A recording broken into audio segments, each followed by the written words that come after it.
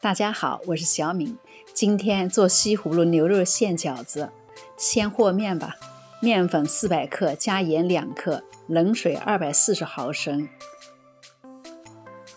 将水缓缓倒入面粉中，搅成絮状，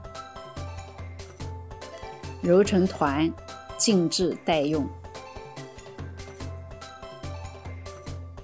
西葫芦没有及时摘下，出去玩了2天，竟然长到了2.5斤，只能做饺子吃了。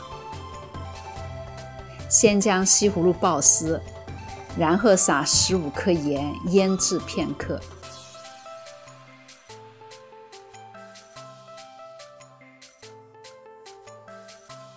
半个胡萝卜爆丝，拌入西葫芦丝中，一起腌制。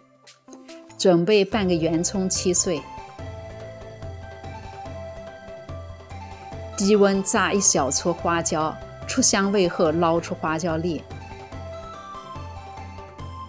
然后倒入圆葱碎，煸炒至微微泛黄备用。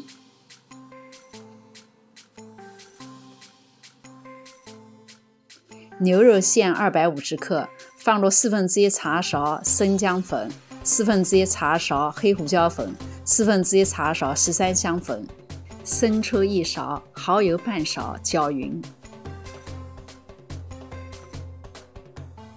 倒入冷却了的油煸圆葱，搅至上劲备用。这时西葫芦已腌制好，我们将它挤干，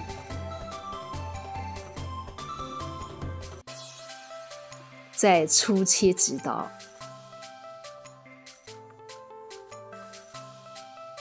先倒入1勺食用油，搅拌均匀，以锁住水分，然后将牛肉馅加入，一起搅匀即可。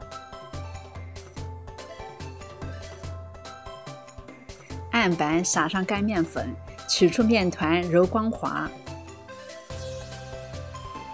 从中间将面团挖开，逐渐将面团整成一个大的圆圈，然后将圆圈揪断，继续揉成细长条，然后揪出大小均匀的剂子，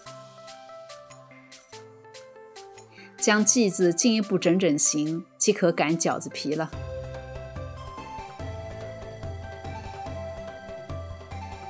将擀好的饺子皮翻个面，这样可以将先擀好的皮子掀薄。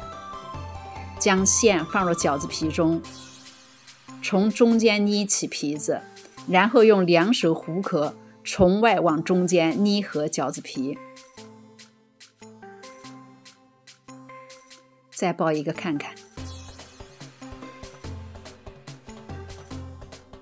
西葫芦的馅比较软，生煎更好吃。热油锅内足够放入做好的饺子。加冷水至饺子的1/3高，即可盖上锅盖，大火煎煮。水分快干时，转中火继续煎煮，达到现在这种干湿程度，就可以打开锅盖煎了。注意观察哦，煎至底部金黄就可以出锅。生煎饺子外酥脆，内鲜香，汁多，好吃。好了，谢谢您的观看。